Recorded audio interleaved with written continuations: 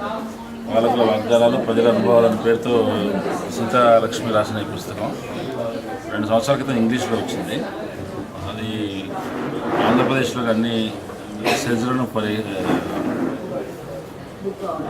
పర్యటించి అక్కడ ఏమేమి చేస్తారని ప్రభుత్వం చెప్పింది, యాక్చువల్గా ఎంతమందికి ఉపాధి వచ్చింది, అక్కడ వర్కింగ్ కండిషన్స్ ఎట్లా ఉన్నాయి, అటు వాటితో మొత్తం సెజ్ విధానాన్ని రివ్యూ చేస్తూ ఒక క్రిటిక్ లాగా రాసిన పుస్తకం ఇది.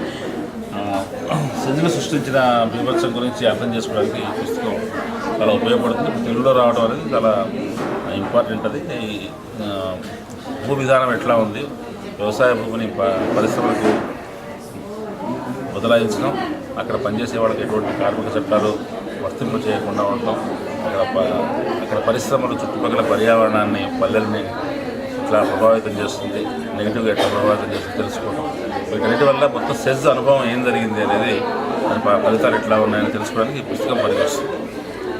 అయితే సెజ్లు చాలా చోట్ల విఫలమయ్యాయి. కొన్ని సెజ్లను ప్రభుత్వం డీనోటిఫై చేస్తుంది. అయినప్పటికీ ఇప్పటికీ ఓవరాల్గా విధానం కొనసాగుతుంది. మరింతగా కట్టుదిట్టంగా వ్యవసాయ భూముల్ని పరిశ్రమలకు వినియోగించడానికి కొత్త తరహా సెజ్ విధానాన్ని ప్రభుత్వం తీసుకొస్తుంది. కాబట్టి వీటిని ఇక్కడ ఏం జరిగిందనేది ఒకసారి సమీక్షించుకుంటే ముందు మనం భూములను, గ్రామీణ జీవనాధార వ్యవస్థల్ని ఎట్లా కాపాడుకోవాలి అనేది ప్రజలు నిర్ణయించుకోవడానికి తగిన ఉద్యమ కార్యాచరణ చేపట్టడానికి మనకు వస్తుంది. ముందు తెలంగాణలో కూడా భూమి అందుబాటు కోస్తాంధ్ర కంటే ఎక్కువగా ఉండటం వల్ల మన పాలకులు సెజ్లను అనుమతించే అవకాశం ఉంది. ఇంతవరకు తెలంగాణ ఉద్యమ నాయకత్వం సెజ్ల విషయంలో ఒక విధానం అంటూ ఏమీ ప్రకటించలేదు. కానీ అట్లా అదే అభివృద్ధి విధానాలు కూడా చేస్తే కనుక ఈ చాలా వినాశకర ఫలితాలు ఇస్తుందని ఈ పుస్తకం చదివితే మనకు అర్థమవుతుంది.